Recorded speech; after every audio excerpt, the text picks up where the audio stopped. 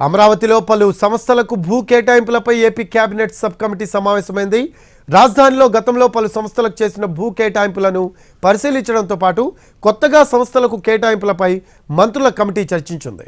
గత ప్రభుత్వంలో భూ కేటాయింపులు ఎలా చేశారు, స్థలం పొందిన సంస్థలు నిర్మాణాలు చేపట్టాయా లేదా అన్నదానిపై సుదీర్ఘంగా చర్చించారు మంత్రులు. అయితే గతంలో చాలా కంపెనీలకు భూ కేటాయింపులు జరిగాయని, కానీ గత వైసీపీ ప్రభుత్వంలో ఏమవుతుందో ఏమో అన్న ఆందోళనతో ఎవ్వరూ ముందుకు రాలేదు అన్నారు మంత్రులు నారాయణ, పయ్యావుల కేశవ్. ప్రాజెక్టుల వేగవంతం చేయడంపై సమావేశంలో చర్చించామని చెప్పారు. ఈ నెల 18న కేబినెట్ సమావేశంలో రీటెండరింగ్ పై నిర్ణయం తీసుకుంటామన్నారు.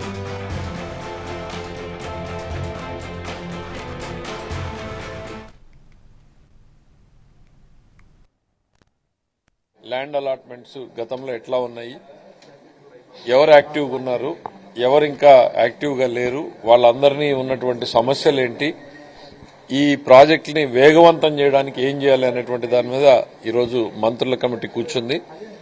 అధికారులు దాదాపు పెద్ద లిస్టు అంతా కూడా గతంలో, ఎందుకంటే ఈ 5 ఏళ్లలో గత ప్రభుత్వం దాన్ని పూర్తిగా నిర్లక్ష్యం చేయడం, అనుమానాలను క్రియేట్ చేయడంతో ఆగిపోయినటువంటి పనులన్నింటినీ కూడా పిలిచి మాట్లాడి వాళ్ళకి కాన్ఫిడెన్స్ ఇచ్చి ఇక్కడ స్కూల్స్ ఏ రకంగా రావాలి, హాస్పిటల్స్ ఏ రకంగా రావాలి, ప్రభుత్వ కార్యాలయాలు ఏం రావాలి, ఇంతవరకు ల్యాండ్ తీసుకున్న వాళ్ళు, డబ్బులు కట్టిన వాళ్ళు, పే చేసిన వాటిలో రకరకాల వ్యక్తుల సమస్యలు ఉన్నాయి.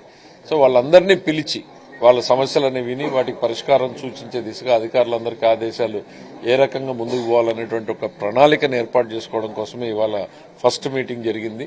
స్టేట్ కావచ్చు, గవర్నమెంట్ కావచ్చు, లేదా ప్రైవేట్ ఆర్గనైజేషన్స్, హోటల్స్ కావచ్చు, స్కూల్స్ కావచ్చు, వీటి మీద వాళ్ళు కూర్చున్నది. యాక్చువల్గా దీని మీద గతంలో ఇచ్చిన ఎవరెవరికి ఇచ్చారు, ఏమేమి ఇచ్చారు అనేది డీటెయిల్గా అధికారులను అడిగి మొత్తం తీసుకున్నారు. దాని మీద కొంత స్టడీ చేశారు. మళ్ళీ నెక్స్ట్ వీక్ యాక్చువల్గా మళ్ళీ దీని మీద కూర్చొని అయితే ఎవరెవరికైతే అంతకుముందు ఇచ్చారో వాళ్ళందరినీ పిలిచి మాట్లాడమని ఈరోజు సిఆర్డీ అధికారులకు యాక్చువల్గా ఇన్స్ట్రక్షన్ ఇచ్చారు. వాళ్ళందరినీ పిలిచి ఎవరెవరు వచ్చి ముందుకు కడతారు అవన్నీ డిస్కస్ చేయమన్నారు. డిస్కస్ చేసి నెక్స్ట్ వీక్ జరిగే మీటింగ్కి తీసుకురమ్మన్నారు. తీసుకొచ్చారు. దాని మీద డెసిషన్ తీసుకుని ముందు పోవడం. అంటే అలాట్ అయినట్లు విట్టు, ఎస్ఆర్ఎం ఇలాంటి వాళ్ళు చేశారు.